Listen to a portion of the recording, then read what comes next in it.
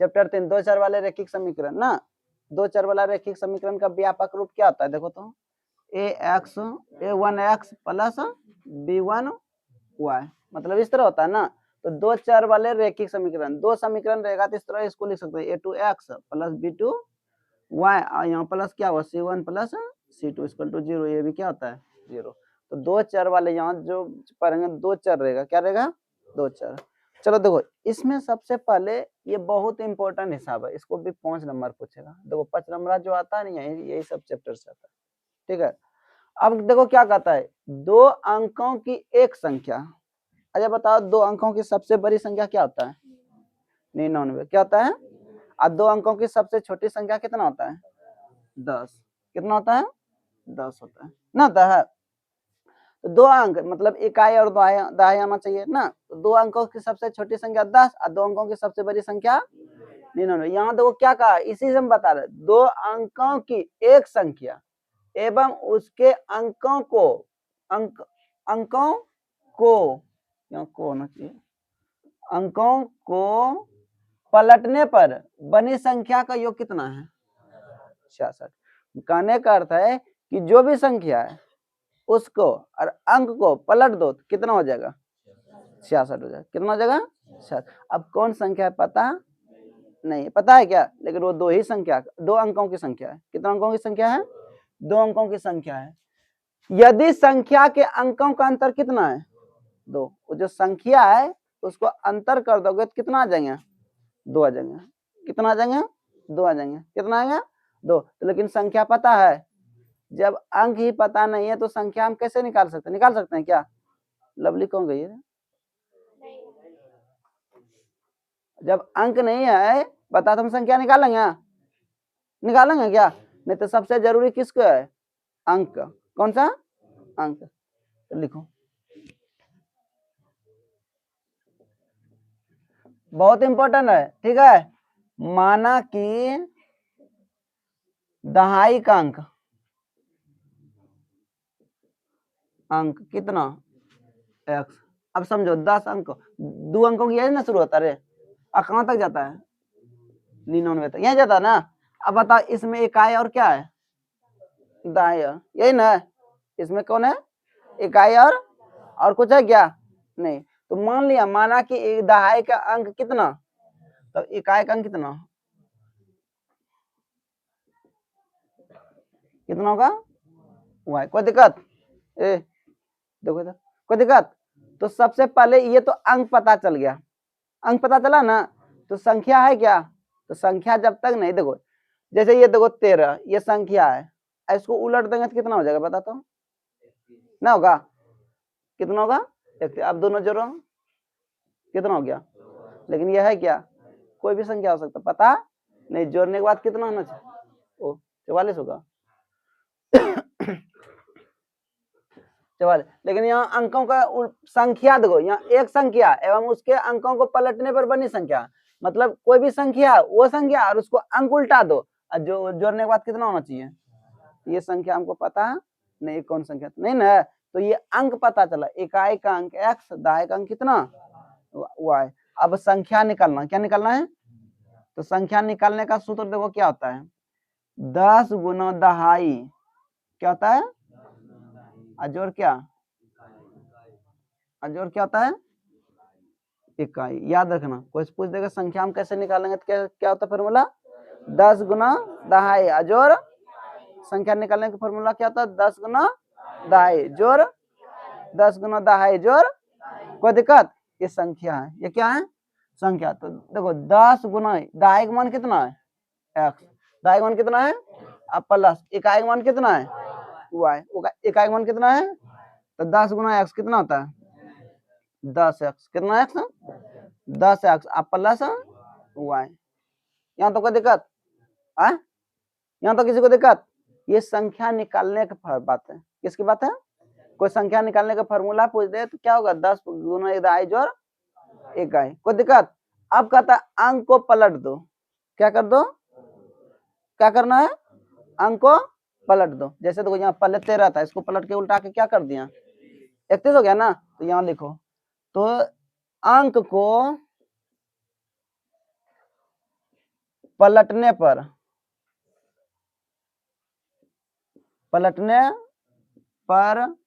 बनी संख्या बराबर, अंक को पलटना तो संख्या बनेगा ना। तो देखो क्या होगा, पहले था क्या, अब दहाई किसके जगह पर आ जाएगा, क्या 10 कभी चेंज होगा क्या, 10 नहीं चेंज होगा, क्योंकि दो अंकों की संख्या है ना। चेंज होगा कौन कौन, दहाई और इकाई, दहाई और इकाई। तो क्या होगा 10 गुना इकाई जोड़ क्या, कोई दिक्कत किसी को। तो 10 गुना इकाई का मान कितना, वाई, इकाई का मान कितना वाई, जोड़ दहाई का मान कितना, तो 10 गुना वाई प्लस कितना, कोई दिक्कत नहीं आता किसी को, समझ रही है। देखो दो अंकों की जब तक संख्या कब निकालेंगे, जब तक हमको पता नहीं चलेगा कि इकाई क्या है, दहाई क्या है। इकाई दहाई पता चल गया ना। अब देखो according to question, according to, अब यहाँ ये कंडीशन पर हो, एक संख्या, तो संख्या कौन है, ये ना 10x प्लस वाई, एवं उसके अंकों को पलटने पर बनी संख्या। अंक को पलटने पर कौन बना, का योग, योग मतलब क्या होता है, जोड़। कितना 10y प्लस कितना बराबर कितना। मेन चीज तो यही था, जब तक ये नहीं दोनों पता रहेगा तब कैसे बता सकते हैं, बता सकते क्या। ऐसा थोड़ी कहा है कि ऐसा थोड़ी कहा है कि 36 ले लीजिए, कोई दो अंक, एक 10 से 99 तक कोई भी संख्या, अंक बोला है क्या, अंक बोल देता तो हम तुरंत बता देते हैं ये होता ना। ऐसा बोला नहीं बोला, तो निकालना है कि क्या करना है। मान लिया इकाई का अंक x, दहाई का अंक y, तो संख्या बराबर क्या था, 10 गुना दहाई जोड़ मान रखते हैं या फिर संख्या अंक को पलट दिया, क्या कर दिया, मतलब इकाई के स्थान पर दहाई आ गया, दहाई के स्थान पर कौन आ गया, इकाई, कौन आ गया, इकाई। तो ये तुम्हारा फॉर्मूला निकला। अब कहता है हिसाब हमको जो का हम कहता है कि संख्या, कौन कर रहा है, संख्या एवं उसके अंक को पलटने पर बनी संख्या का योग कितना है। देखो संख्या ये है 10x plus Y, 10x plus Y, अंक को पलटने क्या बचा 10y प्लस, कोई दिक्कत यहाँ तक किसी को, प्रतिष्ठा में हाँ कर लेना, ठीक है। नहीं समझोगे तो बोल देना कि नहीं समझा, किसी को प्रॉब्लम है क्या,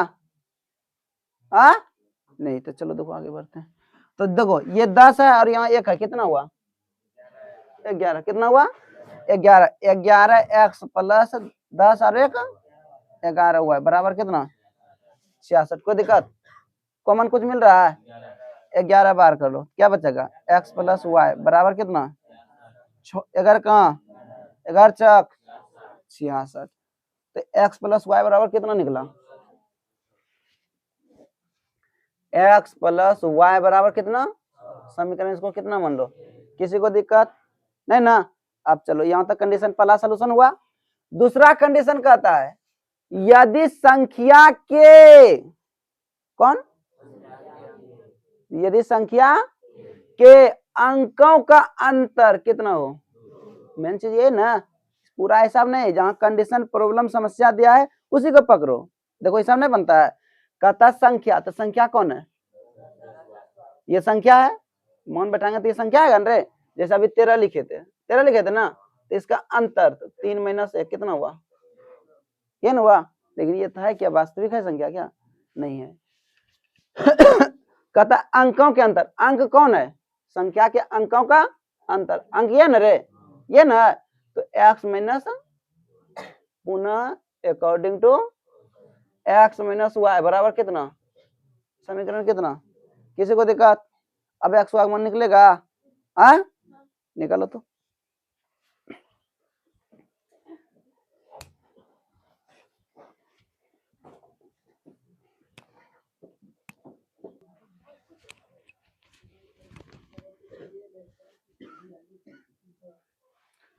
पूरा रे, देखो असमान चिन्ह क्या आता है, असमान चिन्ह क्या आता है, हेलो देखो इधर, ये समीकरण एक कहाँ यहाँ है, ये प्लस में और ये किस में है, असमान चिन्ह है ना।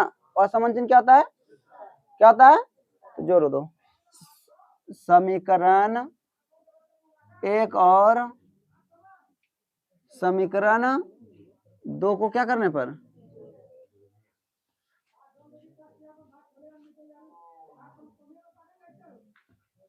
जोड़ने पर जोड़ो, x प्लस वाई बराबर कितना, x माइनस वाई बराबर कितना, 2,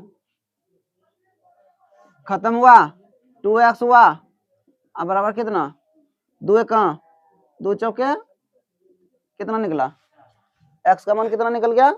तो समीकरण किस में रखेंगे, 1 में रखो, समीकरण 1 में x का मान रखने पर समीकरण 1 कितना है, x प्लस वाई बराबर 6, x का मान कितना है 4 प्लस वाई बराबर कितना 6, तो इधर प्लस में उधर जा क्या हो जाएगा, तो 6 माइनस 4 वाई बराबर कितना, ए बदमाशी मत करो, देखो हमको क्या निकालने बोल रहा है, तो संख्या क्या निकालने बोल रहा है, तो संख्या ज्ञात करना है। तो संख्या बराबर क्या था, सूत्र देखो यहाँ पे लिखे हैं 10x प्लस वाई।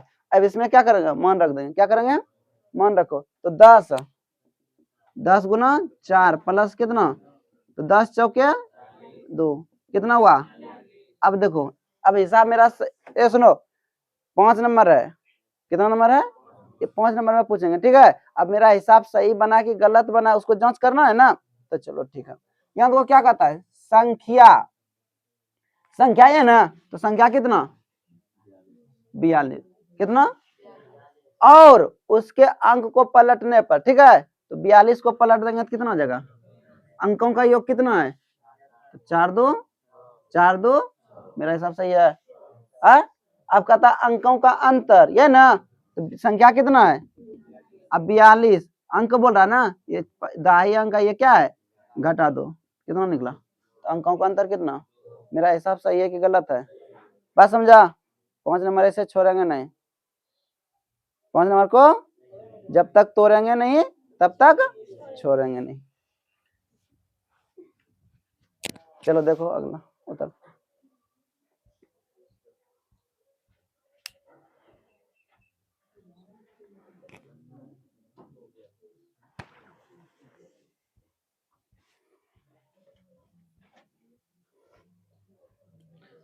देखो इधर, रे सुनो, प्रश्नावली कितना है, 3 पॉइंट चाह रहे ना, चलो ठीक, इधर देखो, ए लास्ट हिसाब बताएंगे अभी, ठीक है, और घर से पूरा हिसाब बना के आना है, पहले सुनो ना।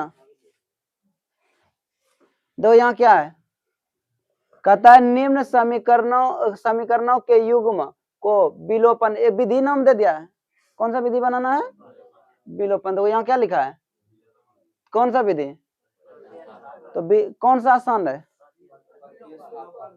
आसान कौन सा है, विलोपन, कौन है, अभी जो इससे पहले जो हिसाब बना है वो कौन सा विधि था, विलोपन में क्या होता है, वो पूरा के समान चिन्ह को जोड़ दो, समान चिन्ह को क्या कर दो, तो घटा दो, ये विधि पूछता नहीं है, कौन सा विधि पूछता है, हम कौन सा विधि बताएंगे अभी, इसे जो पहले हिसाब बता दे ना वो कौन सा विधि था, विलोपन, जस्ट इसको पहले बता दे ना वो कौन सा विधि था, विलोपन विधि भारी नहीं होता है ना। अगर परीक्षा में हमको कह दिया प्रतिस्थापन विधि तो प्रतिस्थापन विधि से बनाना है, अन्यथा विलोपन विधि से क्या कर दो, बना दो, विलोपन क्या होता है, आसान होता है। चलो हम कौन सा विधि बता रहे हैं,